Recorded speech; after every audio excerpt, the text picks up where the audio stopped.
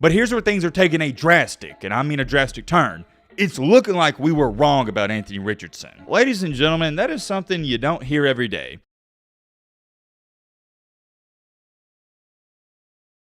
I don't care what anybody says. This is one of, if not the most interesting topics and discussions going on in the entire football world, whether that's college or the NFL. If you don't know what I'm referring to or talking about, that's okay. I'm going to inform you. I'm talking about no other than Anthony Richardson. The man, the myth, the legend, or as I like to call him, Anthony Richardson. He's already shocking the Colts. It seems like we've talked about him a lot recently, and we have, but that's because we're getting new updates left and right. Whereas with some of these other draftees, well, there's nothing to talk about. We've talked about Bryce Young a little bit, and even talked about CJ Stroud some. But even with Stroud and Young, as much hype is around both of those guys' names, it doesn't even compare to what's going on with Anthony Richardson. In today's video though, we're going to talk about how several, not one, but several of the Colts coaches reportedly believe that Richardson isn't even that raw. And I want to be transparent with all of you. I am beyond shocked to see these reports. From a potential standpoint, yes, I was high on Anthony Richardson, but I didn't think he was going to progress as fast as he is. To me, at least. I can't speak for you, but to me, that's what surprised me the most. I knew he had the potential to be really good, but I didn't think he could be really good this fast. We're going to talk all about that in today's video. Also, another minor topic we're going to speak on is wide receiver 1 in the NFL draft, Jackson Smith-Njigba, and how he's doing at Seattle. We don't get a jam-packed video, but it's definitely an intriguing one to say the least. All right, Matt, blah, blah, blah, shut the crap up. Now, without further ado, let's get into it. You know what? I like to save the main encore, the main event, the main topic for last, but let's do it first. Let's switch things up. Because I know that's what you guys are here for. You're here for Anthony Richardson. We'll talk about Jackson Smith-Njigba at the Richardson, and I don't think anybody's going to complain about that whatsoever. So let's get into it. I don't got time to waste. You don't got time to waste. I got a busy day on my hands. Let me give you some context because context is important. If you wasn't keeping up with the pre-draft stuff, what was the narrative around Anthony Richardson? He dominated the draft combine, was pretty much first in every single category for a quarterback. Extremely fast, extremely strong, extremely agile, has a cannon of an arm, and I could go on and on. You get the point. He's an athletic freak. Guys at his size aren't supposed to be able to do the things that he does. I think the best comparison I can give you so you get a good perspective is he's a mixture of a Lamar Jackson and Cam Newton. I'm not saying Cam Newton was slow. He was not slow, but he wasn't as fast as Anthony Richardson. Anthony Richardson has the body and the frame of Cam Newton, but the athleticism of Lamar Jackson. So you can do what you please with that information. But whoa. Hold on. What was the one downside? What was the one negative? Hey, can this kid even pass? That was the only negative, accuracy. But like I told you guys before the draft, if that's your only downside and you're a young guy like he is, you can work on that. The other positive to him, and it has nothing to do with his game, is his attitude off the field. He's an extremely humble, extremely charismatic guy, and that's why I think they picked him over Will Levis. Will Levis had that slight ego, slight cockiness, and the Colts, they didn't want that. Now, with all that being said, everybody knew, okay, if you take Anthony Richardson,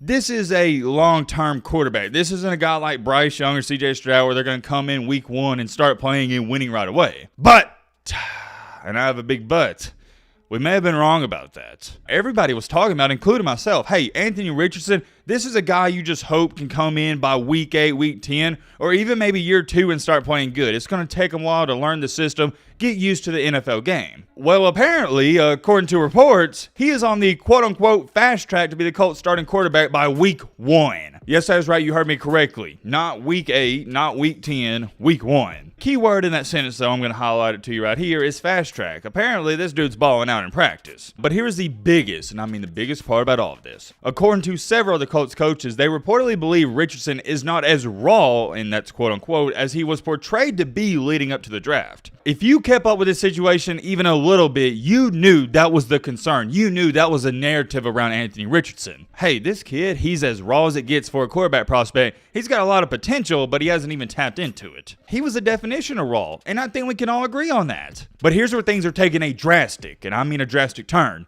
It's looking like we were wrong about Anthony Richardson. Maybe, and this is just a maybe, he's ready to go. Maybe, and this is just a maybe, he isn't too far behind of a Bryce Young or CJ Stroud. Whoa, before you freak out and go to the comment section, I'm not saying he's on the same level of CJ Stroud and Bryce Young. I'm saying maybe he's not as far behind as I originally thought. Let me show you this next part though, because I also found it rather fascinating. It's also being stated by the coaches they're impressed by Richardson's pocket awareness. Ladies and gentlemen, that is something you don't hear every day. Coaches coming out and saying they're impressed by his pocket awareness. Not his arm, not his athleticism, not his demeanor, but his pocket awareness? You know what that tells me?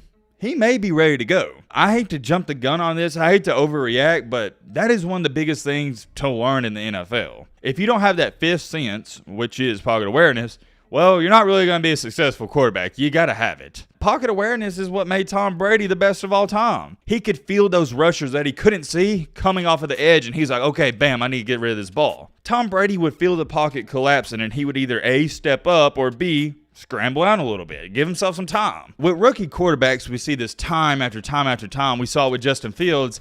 A lot of times when they feel a little bit of that pressure or don't feel it at all, it can be the biggest detriment to their career. A lot of times, like I was saying with Justin Fields, they start running when they don't even need to. I want y'all to take a look at this comment. I thought it was a interesting point. If he comes out playing well right away, Florida should really consider firing Napier. They should have put a period after that. He had 2 losing seasons while a top 5 pick was your quarterback. Ooh, that's going to be something to pay attention to, because why was we giving Billy Napier, or I wasn't really giving him, but Florida's head coach Billy Napier, if you don't know who that is, he was a head coach for Anthony Richardson.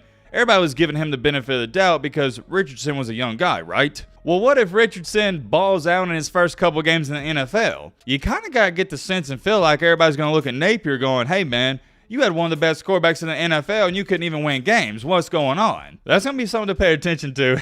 Somebody said the Colts are reportedly on the fast track to 2-15. Hey, man, it could go that bad, but you never know. And here's the last comment I want to read because it is a fair point. Bro hasn't faced a lot of defense. Of course he doesn't look quote-unquote raw. Wait until he has to read a combo coverage on 3rd and long and it's going to be a pick 6. And somebody replied under that, reading defenses and throwing picks has not been an issue of his. You just found a random flaw quarterbacks have been tossed it on him.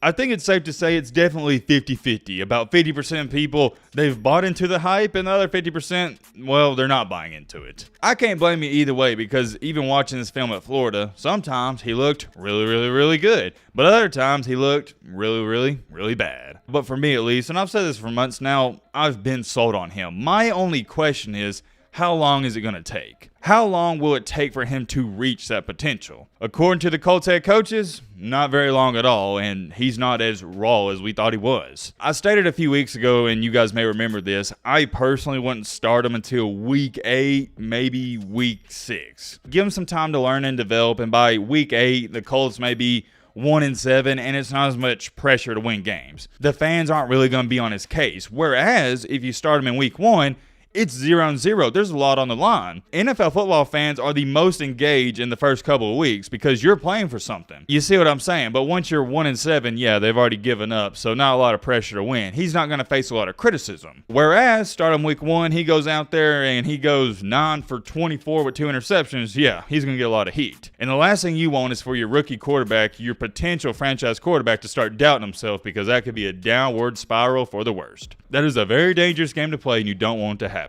If a quarterback loses his confidence, it is eerily similar to a three-point shooter. Three-point shooter loses his confidence, it's over. But according to these new reports, Richardson may be ready to go. And with that being said, I've now changed my opinion. If they want to start him on week 1 and he's already looking really good, I don't have a problem with it. I didn't really have a problem with it a couple weeks ago. My thing is, personally, I just wouldn't do it. But if they feel like he's ready to go, then by all means do it. And it's the same thing I said with Bryce Young and CJ Stroud.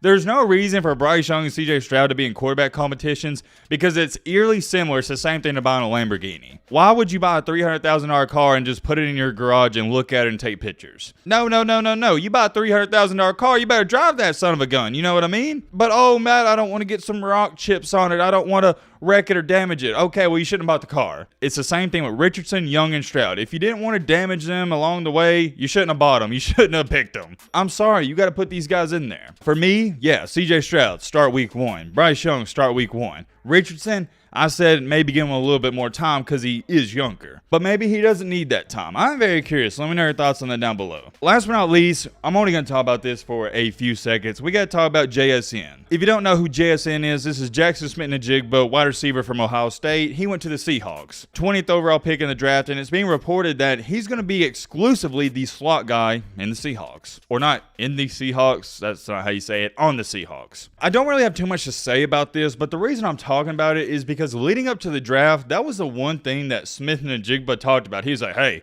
I'm not just a slot guy. I can do it all. And now the Seattle Seahawks are like, nah, bud, get in the slot. I don't want to say it's a bad pick, but it's also kind of weird to draft a wide receiver in the first round and view him and use him as a slot guy. I'll put it this way. You don't see too many quote-unquote slot wide receivers taken in the first round. I think Smith-Njigba, that's where he's going to thrive the most, but it's just funny how he said leading up to the draft, he doesn't want to just be known as a slot guy, and that's what he's going to be known as. I did want to speak on that. Let me know your thoughts on anything we talked about down below, but